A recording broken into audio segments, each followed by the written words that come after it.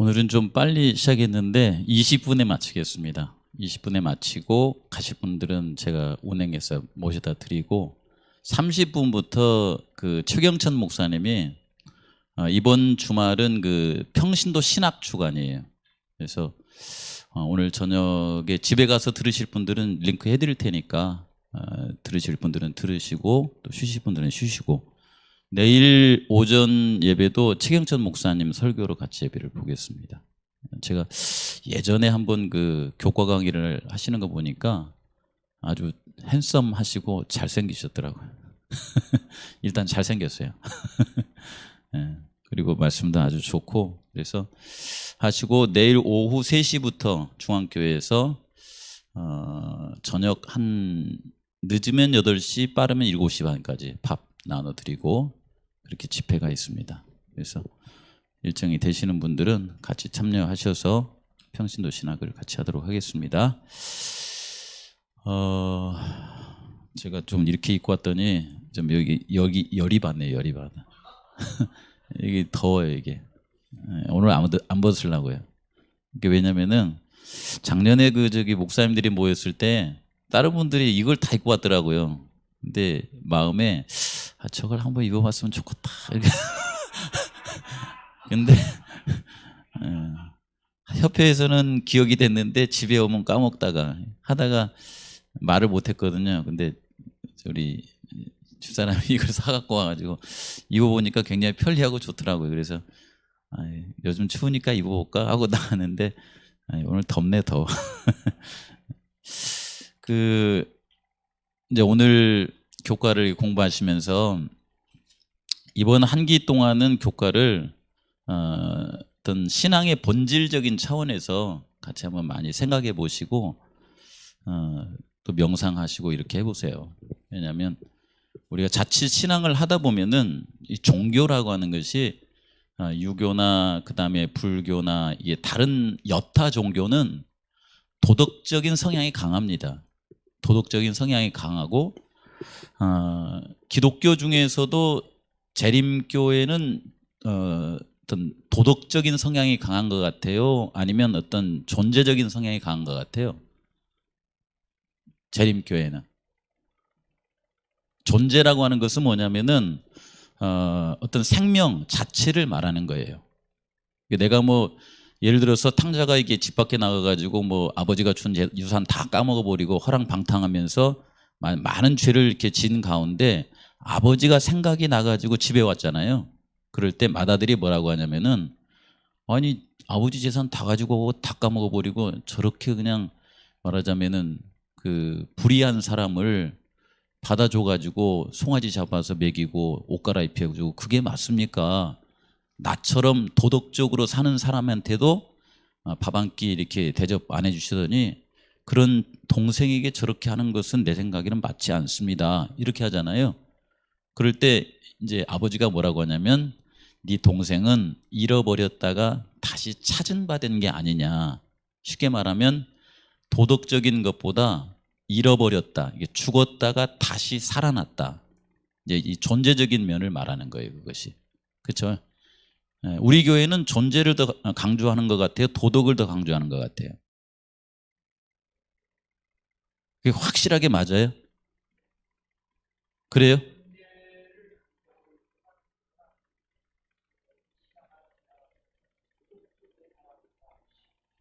그렇죠. 이게 우리나라는 유교 나라이기 때문에 우리가 쉽게 말하자면 이런 십자가에 관한 얘기나 이런 걸 할 때 막 이렇게 명상하고 이게 왜 이러지? 고민을 안 하면은 그냥 듣고 도덕적으로 반응을 합니다. 이 도덕적으로 반응한다는 것은 뭐냐면, 나한테 잘하는 사람은 잘해줘요. 근데 나한테 못하는 사람은 어떻게 반응하냐면 싫어요. 그냥 거기 끝이에요. 근데 이제 이것은 이제 어떤 사회적 관계고, 이것이 발전하면 요한계시록 13장에 나오거든요. 요한계시록 13장의 그 짐승의 성격이 그래요. 짐승의 성격이. 근데 14장에 나온 창조주 하나님은 마치 그 집안 가정하고 비슷합니다. 아들이 아무리 잘못했다고 해도 그가 잘못한 것을 회개하고 돌아와서 아버지한테, 아버지 그러면은 아버지는 그가 잘못한 것을 다 덮어줘 버리죠. 그리고 받아주잖아요. 그걸 존재적이라고 그래요.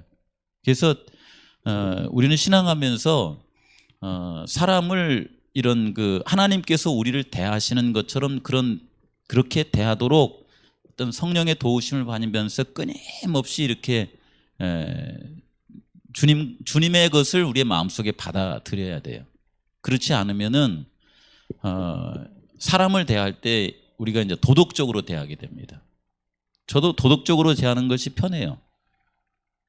여기 잘해주면 잘해주고 못해주면 그냥 말아불고.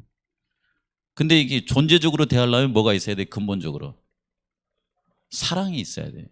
이 사랑이 없으면 이게 안 되는 거야. 또 이게 그렇죠. 막 불편해 이것이. 이 오늘 이 십자가에 관한 것을 공부하는데 하나님께서 인류를 어떻게 생각하시는데 예수님을 이 땅에 보내주시고, 그 예수님은 누구냐면 온 우주를 만드신 분이잖아요. 그래서 이 온 우주의 가치는 누구 안에 함축되어 있어요? 예수님한테 함축이 되어 있습니다. 그런데 그 온 우주의 가치가 예수님께 함축이 되어 있는데 이 지구에 있는 죄인들이 죄를 지어서 잃어버린 바 되었다고 해가지고 우주에서 가장 가치 있는 예수님을 이 땅에 보내주신 거예요. 그래서 이제 인류를 이 십자가에 달려있어서 돌아가시고 인류를 구하신다고 하면은 온 우주의 가치가 예수님에게 함축되어 있는데 인류는 누구보다 더 가치가 있는 거예요. 예수님보다 더 가치가 있다고 여겨주는 거예요. 그게 하나님의 사랑이에요. 저는 이게 마음에 안 들어요. 왜 그렇게 하시냐고요. 다시 만드시면 될 거예요. 싹 쓸어버리고 만들면 되지. 그렇죠. 네. 여러분, 이 가족관계라고 하는 것은 우리가 영적으로 하나님의 사랑을 이해하는데 굉장한 큰 도움이 되는 것 같아요. 친구는 마음에 안 들면 어떻게 하면 돼요? 끊어버리면 됩니다.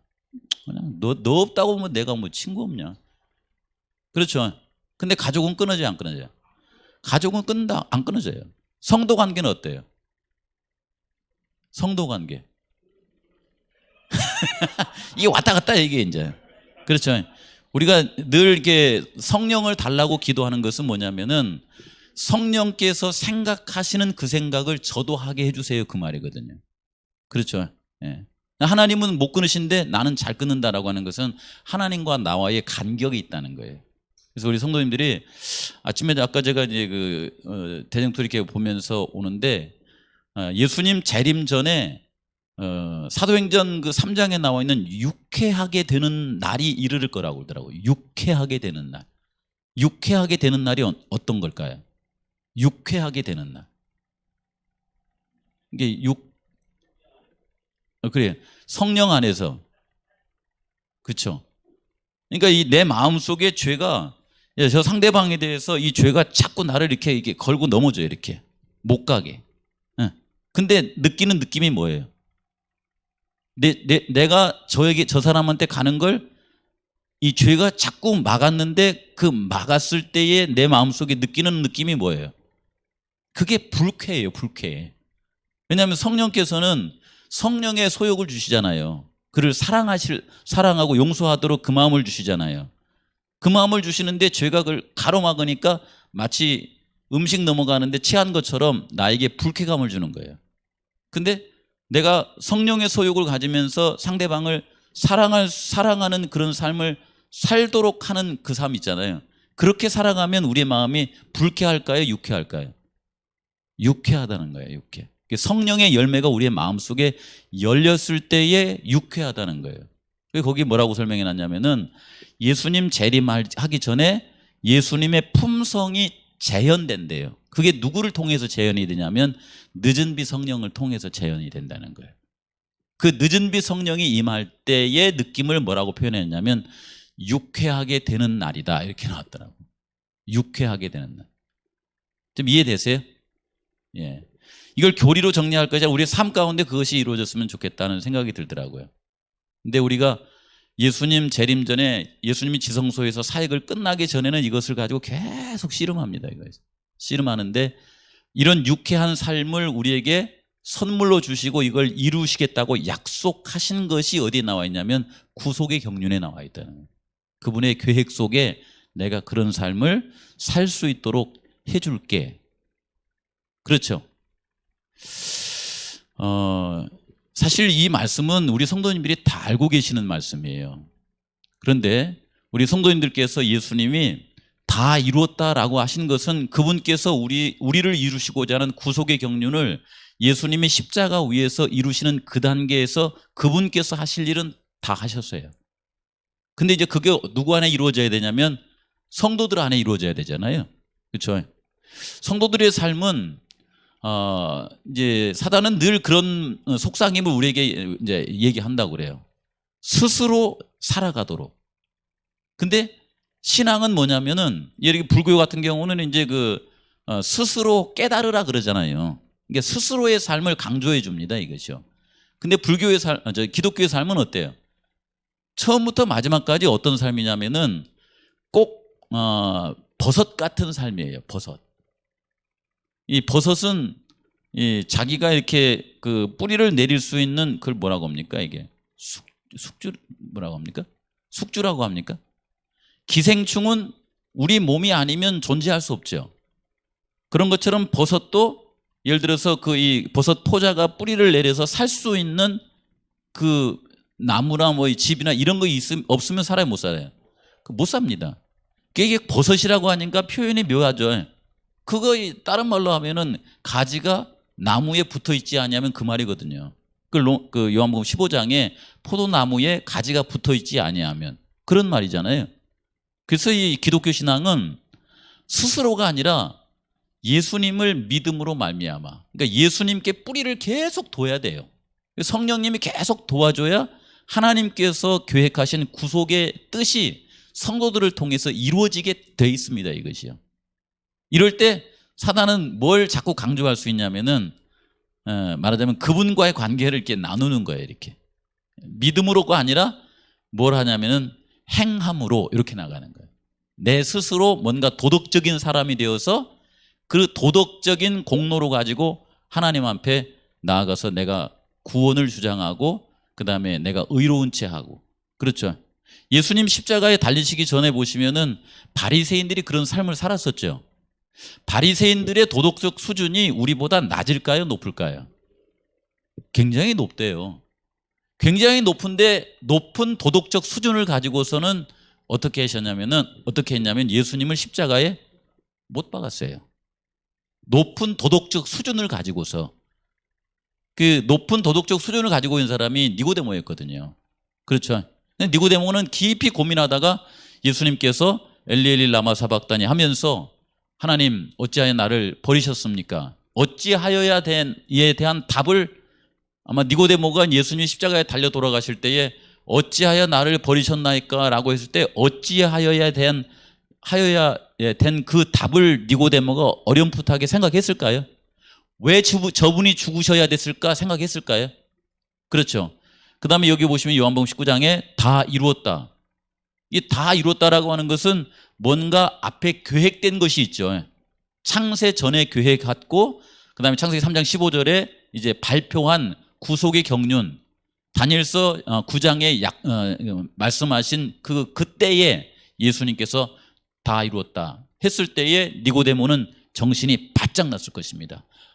하나님께서 계획하신 구원이 여기서 다 이루어지는구나 라고 이렇게 생각하고 그의 마음속에 지금까지는 자기의 행함을 의존했으나 그렇게 자신을 위해서 달려 돌아가시는 예수님을 붙잡음으로 이전에는 어떤 상태였었냐면 니고데모가 열심히 하나님 말씀 배우면서 하나님의 계명에 순종하고 했을 때에 늘 누가 성가셨냐면은 쉽게 말하자면은 바리새인이라고 하는 이 삶을 살면서 겉은 이렇게 막 이렇게 치장을 하고 저처럼 이렇게 막 비싼 옷이가 이런 거 입고 나 이런 사람이에요 막 이렇게 하는데 종교적인 형식은 많이 띄어가지고서는 막 이렇게 하고 그다음에 양을 잡고 그다음에 막 이렇게 하는데 겉은 형식은 그런데 속은 어때요? 속은 아닌 것 같아. 네. 그런 사람이 이렇게 눈에 보이면 니고데모의 생각이 어땠냐면은 저 냄새나는 놈들 겉은 번지르르 하면서 속은 저런다니까. 이런 생각이 니고데모의 마음속에 있었어요. 그런데 예수님께서는 겉이 그렇게 되면서 속이 이렇게 막 번지르르 한 사람에 대해서 어떻게 대하셨어요? 예수님이 뭐라고 하셨냐면, 아버지요, 저들의 죄를 용서해 주십시오. 이렇게 대했습니다. 예수님이 그렇게 대했어요. 그렇죠. 그리고 그때 당시에 가장 말하자면 큰 죄로 인하여서 십자가에 죽기 전에 그 예수님을 마음속에 받아들인 강도에게 뭐라고 하셨냐면, 네가 나와 함께 낙원에 있으리라. 이렇게 구원을 약속해 주신 분이 예수님이세요. 이분을 보고서 니고데모가 십자가 안에서 다시 이렇게 예수님을 받아들이고 보니까 이 이후에 니고데모는 어떤 마음이었냐면 예수님 같은 마음을 가지고 살 수 있는 사람이 됐어요. 거듭난 사람이 됐습니다. 사람이라고 하는 것은 마음이 생각이 복잡해가지고 우리는 모릅니다. 보니까 우리는 예수님이 사랑하라고 하면 사랑하는 그 일밖에 하면 되겠더라고요. 상대방의 마음이 어쩐지 우리가 어떻게 합니까? 그거 다 끄집어내가지고 토론하다 보면 책을 쓰죠. 그렇죠. 어쨌든 예수님께서 다 이루셨다 하시면서 우리를 살리시기 위해서 여기서 달려 돌아가셨는데, 이런 분이 우리에게 어떤 분일까 한번 생각해 보세요. 이런 분이라면 이런 분은 나에게 어떤 분이실까? 그렇죠. 예. 십자가에 달리실 때에 사실은 사단도 그렇고 그 다음에 유다나 그 다음에 바리새인들이나 이런 사람들도 그렇고 십자가에 가기 전에는 뭐라고 했냐면 십자가에 못 박으십시오 그랬어요. 십자가에 못 박혔더니 뭐라 그래 이제? 거꾸로 십자가에서 내려오십시오 이렇게 하는 거예요. 그러면 이 사람들은 십자가에 달려 죽으라는 말이에요? 아니면 내려오라는 말이에요?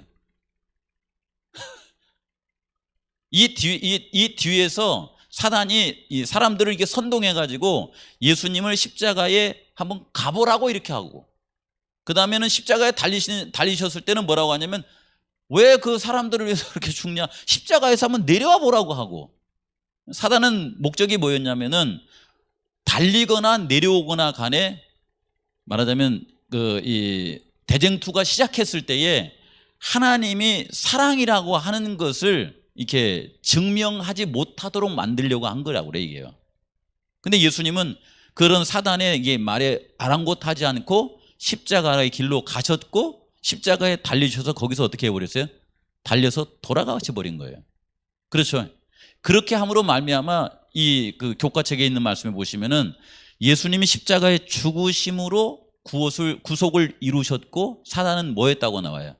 사단은 승리했다고 나와요? 패배했다고 나와요? 이게 묘하게 예수님이 십자가에 죽으셨는데 뭘 하신 거예요? 죽으셨는데 예수님이 진 것 같은데 뭐 했다고 그래요? 진 것 같은데 이겼다고 그래요. 사단은 예수님을 십자가에 못 박으라고 했고 그 다음에 예수님을 그가 진짜 십자가에 못 박아 죽게 하는 것이 목적이라고 하면은 십자가에 못 박아서 다 이뤘다고 돌아가셨을 때 사단이 어떻게 했어야 돼요? 내가 이겼다 이렇게 해야 되는데 졌다 이렇게 말한 거예요. 그렇죠?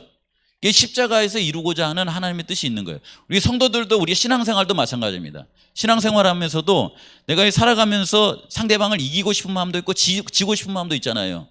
그렇죠? 근데 그 사도 바울이나 베드로나 이제 스테반이나 이런 사람들은 살아가면서 십자가의 길을 걸어가다가 상대방을 위해서 내 자신을 부인하고 십자가에 죽으면 그때서야 뭐라 그래요? 그 사도행전의 표현은 뭐라고 하냐면은 예수님이 그 십자가에서 이렇게 표현한 그런 표현처럼 다 이런 표현이에요. 이겼다 이렇게 나와.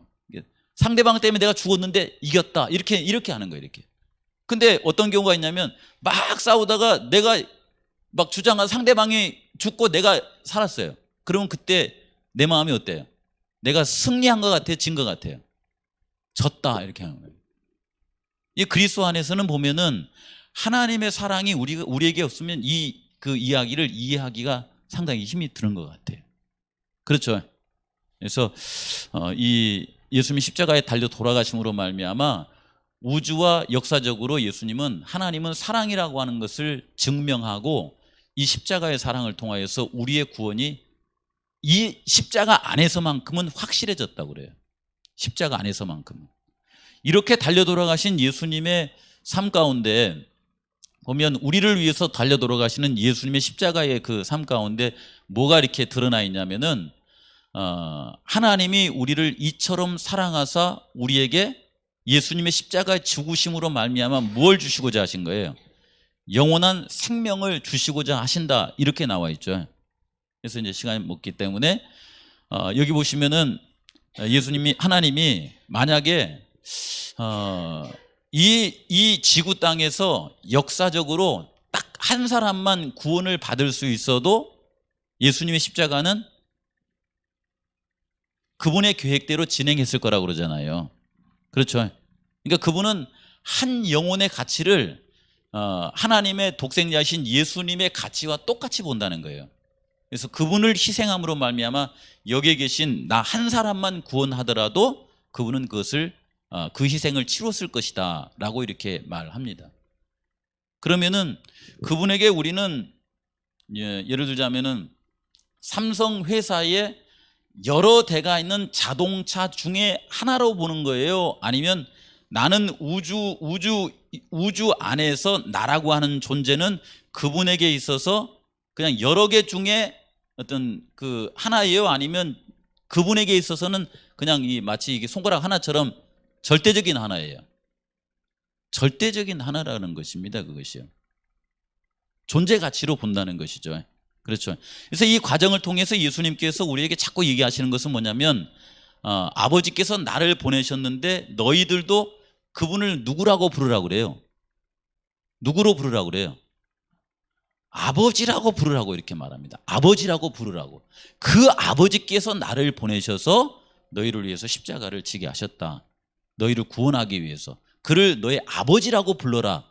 이렇게 계속 얘기하는 것을 보게 됩니다. 그래서 예수님께서 우리를 위해서 십자가에 달려 돌아가심으로 말미암아 그분께서 우리에게 주신 의미는 어떤 것들이 있냐면은 이런 것들이 있다고 이제 교과서에 나옵니다. 하나님의 공의를 이루셨다, 이렇게 나오고, 그리고 두 번째는 그분의 사랑을 우리에게 보여주셨다, 이렇게 나오고, 세 번째는 우리가 죄의 사슬에 매여 있는데 그 죄의 사슬을 끊을 수 있는 능력을 우리에게 제공해 준다고 말하고, 네 번째는 우리에게 영원한 생명을 십자가의 사랑을 통해 주신다라고 말하고, 다섯 번째는 우주 거민들에게 다시는 하나님과 떨어질 수 없는 연결고리를 이렇게 만드셔서 하나님과 함께 할 수 있도록 만들어준다라고 하는 것입니다. 이해되시죠? 네. 하나만 마치고 이제 이 시간 마치죠. 저도 이게 목회자지만은 이런 사실을 연구하고 또 이렇게 묵상하고 해서 깨달으려면은 우리 성도님들하고 장로님들하고 똑같은 시간이 걸립니다. 지금 다 깨달아서 말하는 건 아니에요. 제가 마지막 환란이 지금 딱 오면은 하나님을 버리고 제가 이 세상으로 흘러갈 확률이 있을까요, 없을까요? 다분히 많죠. 그렇죠. 왜냐하면 그때가 되면 뭐 월급도 안 나올 것이고, 이제 말하자면 성도님들은 똑같은 입장이 될 거 아닙니까? 그러면 당장 누가 더 불편할 것 같아요? 딱 환란이 오면은 우리 성도님들하고 저하고 둘 중에 누가 더 불편할 것 같아요? 둘 다 불편한데 누가 더 불편할 것 같냐고. 목회자가 더 불편합니다. 왜냐하면 우리 성도님들은 일상을 살아가시면서 안식일을 해가라고 살아가는데 지금까지 잘 살아오고 계시잖아요. 그렇죠? 근데 목사님들은 목회를 다 그만두잖아요. 그때부터 무슨 걱정을 해요? 이 안식일을 해결하면서 신앙하는 것이 성도님들도 훨씬 더 힘들어요. 그래가지고 뭐라고 하냐면은 목회자들은 할 줄 아는 게 아무것도 없다. 딱 하나 있대요. 목회하면서 운전은 많이 해봤으니까 그 택시 운전은 할 수 있겠다, 이렇게 해요. 저는 버스도 할 수 있어요. 대형을 내가 따놨거든. 근데 어쨌든 그런 어려움이 있는 거잖아요. 그렇죠? 근데 이런 때에 하나님이 나에게 있어서 절대적인 분 있잖아요. 절대적인 분. 그런 분이라고 하는 것을 우리가 신앙하면서 계속 그분을 붙들고 씨름하지 않으면 안 되겠더라고요. 야곱의 환란 있죠. 야곱이 그 야복 강가에서 기도할 때에 야곱은 그 이제 자기 재산을 이렇게 속여가지고 뺏었잖아요, 이렇게. 그렇죠? 근데 거기서 강하게 기도하면서 자신의 지난날에 이제 죄를 회개하고 이렇게 붙드는데 누군가가 자기를 이제 붙잡았잖아요. 이게 그 붙잡은 게 원수인 줄 알았다고 그러잖아요. 그런데 기도하다가 자기하고 이렇게 씨름하고 있는 존재가 누군 줄 알았다고 그래요. 그게 언약의 천사인 줄 알았다라고 이렇게 써놨어요. 그 하나님의 사자인 줄 알았다 이렇게 말합니다. 그 언약의 사자인 줄 알고서 야곱이 손을 이렇게 그를 붙들고 있는 손을 놨을까요? 아니면 더 붙잡았을까요? 더 붙잡았다고 이렇게 표현이 나옵니다. 하면서 이제 날이 새려고 하니까 이제 날 놔라. 내가 날이 새려 하니까 이제 가야 될 시간이 됐다. 그럼에도 불구하고 나요 안 나요? 그래도 이렇게 안 나고서는 뭐라고 하냐면 저를 축복해 주지 아니하면 저는 이 손을 절대로 놓을 수가 없습니다. 이렇게 얘기하잖아요. 그렇죠? 그 야곱이 바라는 축복은 무슨 축복이에요? 예? 야곱이 바라는 축복은 뭐고 그 언약의 천사가 야곱에게 줄 수 있는 축복은 무슨 축복이에요?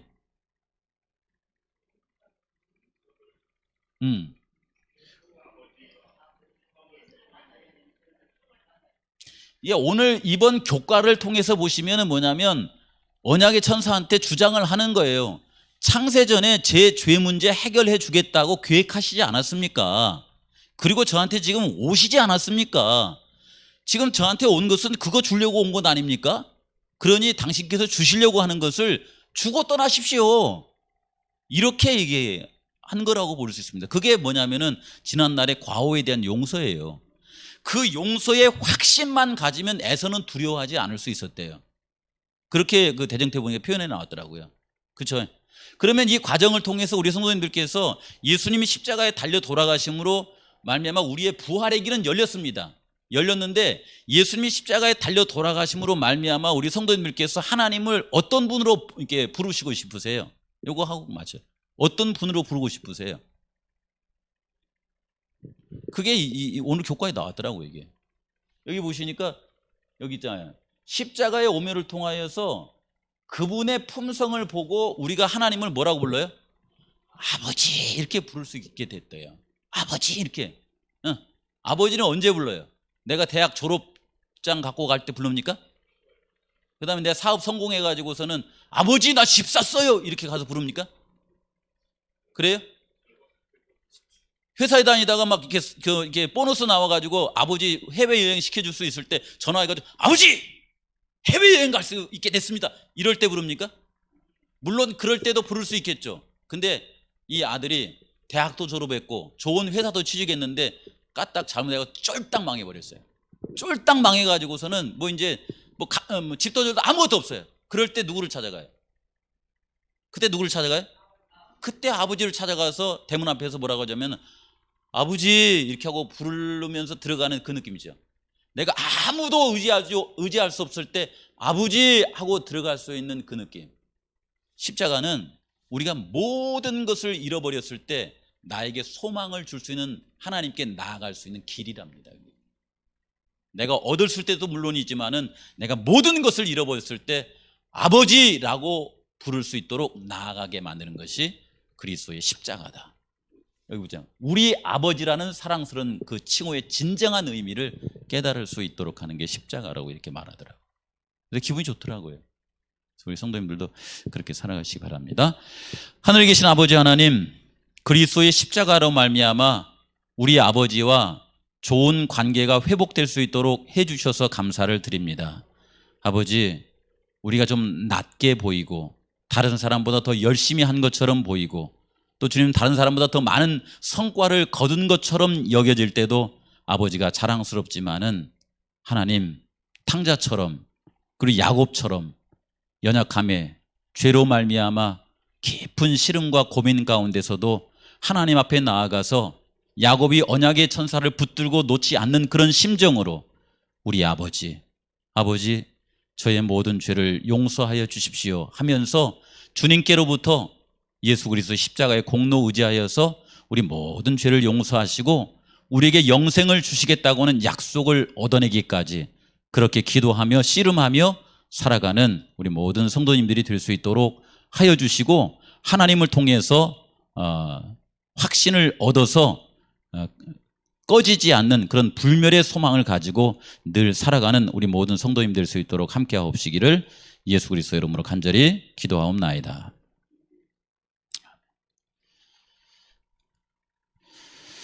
맞습니다.